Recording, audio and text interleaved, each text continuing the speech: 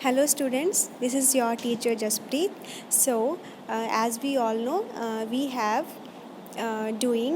reading chapter number 5 of EVS Plants Around Us. So, this is part 2. Okay, on page number 60 there is a topic germination of a seed. ठीक है, तो means germination of a seed का mean क्या है, देखते हैं अभी. The process by which a seed grows into a seedling is called germination. कहते हैं एक वो प्रोसेस जिसमें एक सीडलिंग में बदल जाता है. ठीक है, उस चीज़ को हम जर्मिनेशन बोलते हैं. सो बेसिकली सीडलिंग होता क्या है?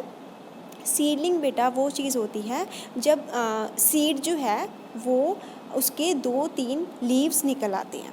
ठीक है, ग्रो होने के बाद मीन्स उसको जब हम सॉइल में लगा देते हैं तो 2-3 डेज़ के बाद उसमें क्या हो जाता है, 2 और 3 लीव्स आ जाते हैं. देन उसको हम सीडलिंग बोलते हैं. मीन्स जो सीड है वो हमारा ग्रो होने लग गया, मीन्स उसकी जर्मिनेशन स्टार्ट हो गई है.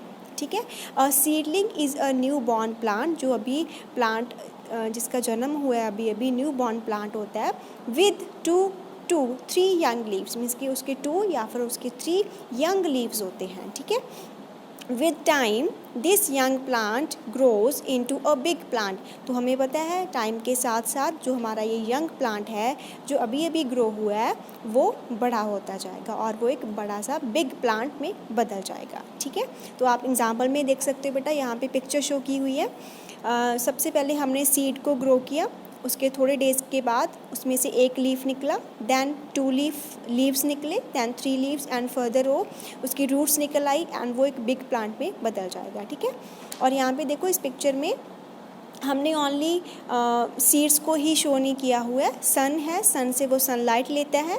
ठीक है, सॉइल में ग्रो किया हुआ है, सॉइल में से वो वाटर लेता है. सॉइल में वाटर कहाँ से आता है, या तो हम डालते हैं या फिर रेन वाटर आता है. ठीक है, एंड वो एनवायरनमेंट से उसके आसपास के से वो क्या लेता है बेटा, एयर लेता है. ठीक है, तो ऐसे जो हमारा वो प्लांट है वो ग्रो करता है. ओके, एक्सेट्रा पार्ट में क्या लिखा हुआ है, the largest seed in the world comes from a giant palm tree. तो सबसे बड़ा जो बेटा सीड है हमारे वर्ल्ड में वो कहाँ से आता है, जाइंट पाम ट्री से.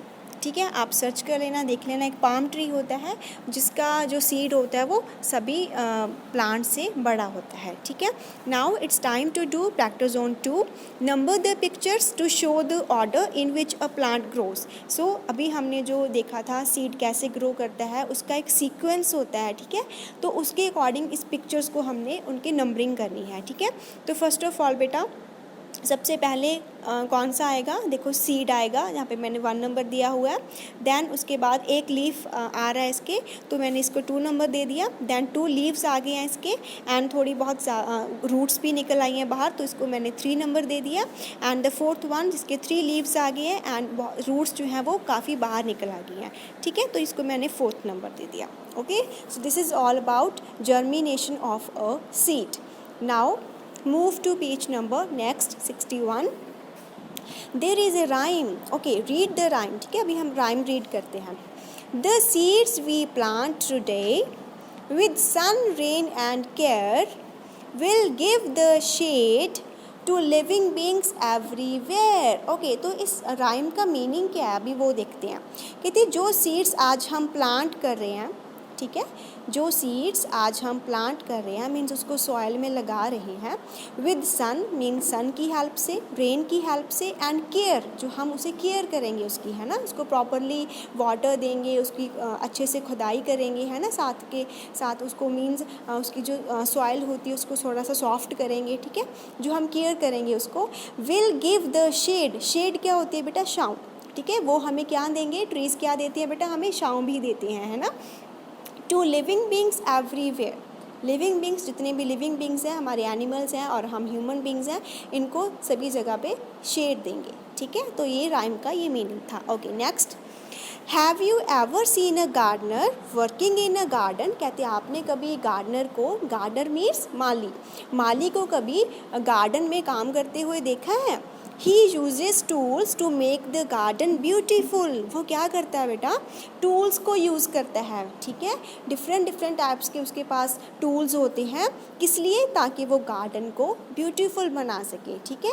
बिकॉज हमें पता है ना बेटा, प्लांट्स को केयर चाहिए होती है ना, उसको अच्छे से उसकी केयर करना, उसके पास जो भी डस्ट वगैरह है या फिर गंदगी है उसको साइड से हटाना है ना, उसको प्रॉपर शेप में रखना, तो सारी चीज़ें ये कौन करता है, गार्डनर करता है, सो दैट हमारा जो गार्डन है वो ब्यूटीफुल रहे, है ना।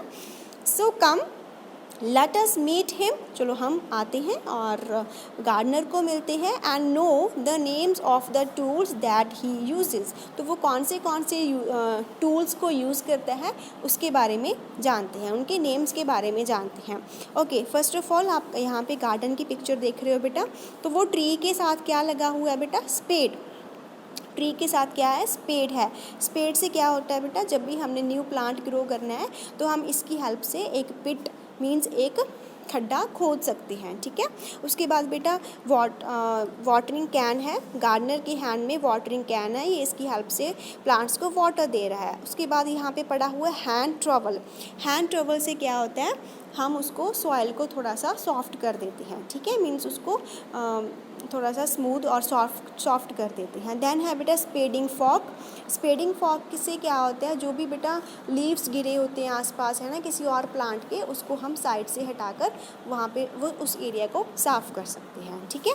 तो ये रहे बेटा उनके टूल्स जो एक गार्डनर यूज़ करता है, ठीक है। Now come to next page, on page number 62, how does a plant grow.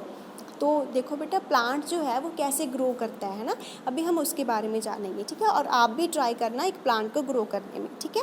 The gardener grows beautiful plants in the garden. तो जो गार्डनर है बेटा, कहते हैं वो गार्डन में बहुत ही ब्यूटीफुल प्लांट्स हैं वो ग्रो करता है। कैसे, देखते हैं। He makes sure the plant gets the things that it needs to grow. कहते हैं वो जब भी एक प्लांट को ग्रो करता है तो वो अपने इन चीज़ों को अपने दिमाग में रखता है कि ये वाली जो चीज़ें हैं ये प्लांट को चाहिए ही चाहिए है, इसलिए ही वो ग्रो हो पाएंगे, ठीक है। तो कौन सी चीज़ें हैं, let's C.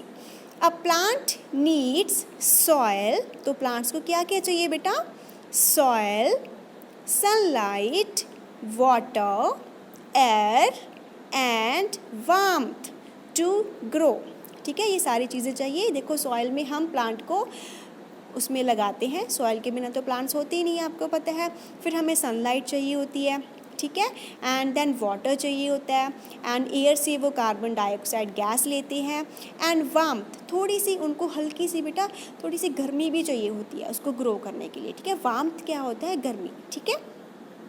If any of these things is not available to a plant, कहते हैं इनमें से अगर कोई भी एक चीज़ प्लांट को नहीं मिलती है, then it may not grow properly और इट मे डाई। तो बेटा वो प्रॉपरली ग्रो नहीं करेंगे पहले तो, अगर फिर भी चलो थोड़ी बहुत ग्रोथ हो जाती है उसके बाद बेटा वो कई बार मर भी जाते हैं, डाई हो जाते हैं, मीन्स बिल्कुल सूख जाते हैं, ठीक है, क्योंकि ये सारी चीज़ें उनको बहुत ही ज़्यादा ज़रूरी होती है, ठीक है। तो इस पिक्चर में देखो बेटा, फर्स्ट ऑफ ऑल सॉइल है, सॉइल में हमने सीड को लगा दिया है, ठीक है, और ये वाटर डाल रहा है उसमें। अगर वाटर हम कैन से नहीं डाल रहे हैं तो कई बार हम रेन वाटर जो होता है वो आ जाता है, ठीक है, उसकी हेल्प से ये ग्रो कर जाते हैं।